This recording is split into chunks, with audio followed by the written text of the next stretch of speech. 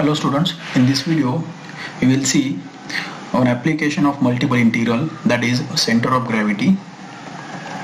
So first, what is a weight? So when gravity acts on a body, it will act on every particle of that body. Okay, so the resultant gravitational force which acts on that body is nothing but weight of the body. Therefore, the point x bar comma y bar comma z bar at which the entire weight of the body may be considered as concentrated, so that if supported at this point, the body will remain in equilibrium in any position.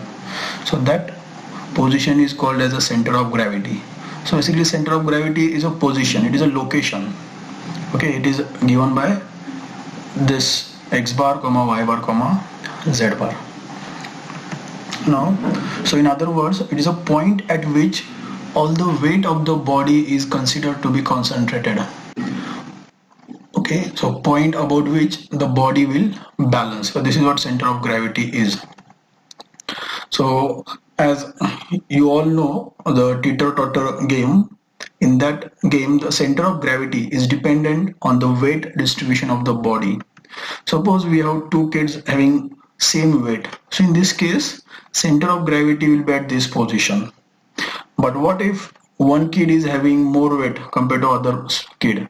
In that case, so center of gravity will shift towards this side.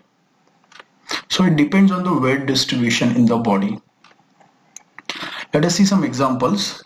Suppose we have this circular disc having uniform weight distribution. So in this case, center of gravity will lie exactly at the center of the disc, or in this equilateral triangle also.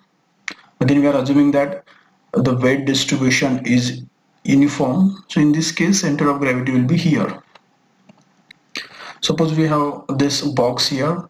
So in this case, center of gravity will lie at this point, a point where two diagonals of the cube intersects. So here will be the center of gravity. And suppose we have this sphere. So in this case, center of gravity will be at the center of the sphere. So these are some examples when mass of the body is uniformly distributed over the body. Okay, the one more most important thing is center of gravity may be lie outside the body also. Suppose we have this tube here. Okay, so in this case you can see center of gravity will lie here, okay, at this point, which is not lies on that body. Or if you have this curve, in this case center of gravity will lie somewhere here. Okay, in both the cases center of gravity is not on the body, okay, it is outside the body. So that depends on the body. Center of gravity may lie outside the body also. Okay, center of gravity is dependent on the weight distribution of this weight within the body. So suppose we have this triangle, okay, and here, so this is equilateral triangle and weight is uniformly distributed. So in this case, center of gravity will be at this position. But what if we have this triangle where where the weight is not uniformly distributed? Okay, in this gray region, the darker shade, in this region, suppose we have more weight distributed. So in this case, center of gravity will shift towards right side. Okay. So center of gravity will be somewhere here. Okay, now we'll see how to find a center of gravity. So a rigid body, okay, we are saying it is composed of infinite number of small particles. Center of gravity is given by this x bar comma y bar comma z bar. So suppose we have this body. Let us take one particle dw of weight dw. So, and when we integrate over this region, we get total weight of the body. Okay, this dw represents a weight of small particle. So x bar is given by this formula, integration x dw upon integration of dw. Similarly, y bar will be given by this formula and z bar will be given by this formula. So here this integration is depends. It may be single integral, double integral, triple integral. When we have three-dimensional object, the integration will be triple integration. When we have two-dimensional object, at that time it will be double integral. And when we have one-dimensional object, at that time it will be single integral. Now we know that weight of the body is mass into gravity, gravitational. So acceleration due to gravity, right? W is equal to m into g, and we are going to assume that this g is constant throughout the body, because for us if our body is comparatively very small, okay, then in that not very small, if it is very big, then in that case g may vary, okay, but in practical situation we don't have such big body. In that case we'll assume that g is constant throughout that body. So therefore dw will be dm into g, and therefore so this g will get cancelled from numerator and denominator, and we get this formula here: x bar is equal to integration of x dm upon integration of dm, and so on for y bar and z bar. This represents center of mass. So when we assume that g is constant, center of mass coincides with center of gravity of the body. Now, so we have three cases. So first we'll see for a solid, that is a three-dimensional object. So in that case, mass is equal to density into volume. Therefore, dm is equal to rho into dv. So x bar will be this: integration of x rho dv upon integration of rho dv. Similarly for y bar and z bar. If we have two-dimensional body, that is a plane lamina, okay, this is a portion of some plane region or plane area.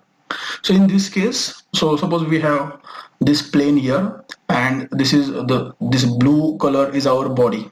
So this is called as a plane lamina. So in this case, similarly we'll take dw here. So this is x bar, y bar, z bar. So now in this case, mass of the body will be density into area. In the previous case it was density into volume. Now it is density into area. So dm is equal to rho into dA. So therefore x bar will be integration of x rho dA upon integration of rho dA. Similarly for y bar and z bar we have this formula.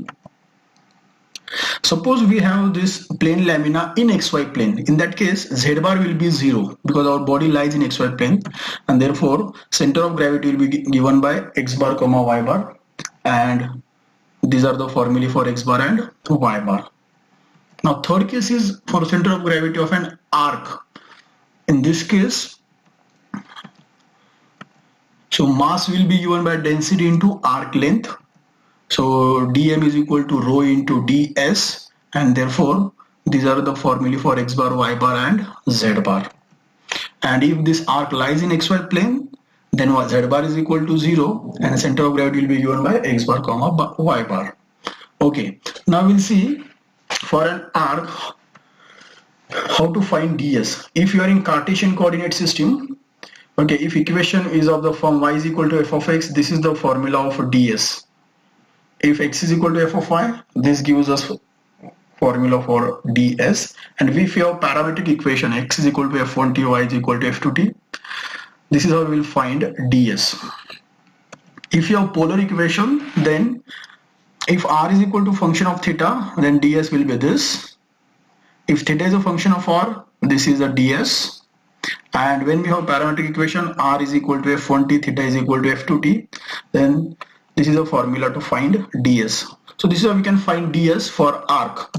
Similarly for a plane lamina, we have to find dA. So in Cartesian coordinates, dA will be dx dy. So this is an area element dA, which is equal to dx into dy. We are assuming this for a small particle. So for polar, we have x is equal to r cos theta, y is equal to r sin theta. So here we find Jacobian of xy with respect to r theta, which is r, and therefore dA will be r into dr d theta. For a solid we have three cases. For Cartesian, the volume element dv will be dx dy dz. For spherical polar, x is equal to r sin theta cos phi, y is equal to r sin theta sin phi, z is equal to r cos theta. Jacobian of x, y, z with respect to r theta phi is r square sin theta, and therefore dv is r square sin theta dr d theta d phi. For cylindrical polar, x is equal to rho cos phi, y is equal to rho sin phi, z is equal to z. Jacobian will be rho. In this case, dv is rho d phi dz. So this is how we can find dv. Thank you.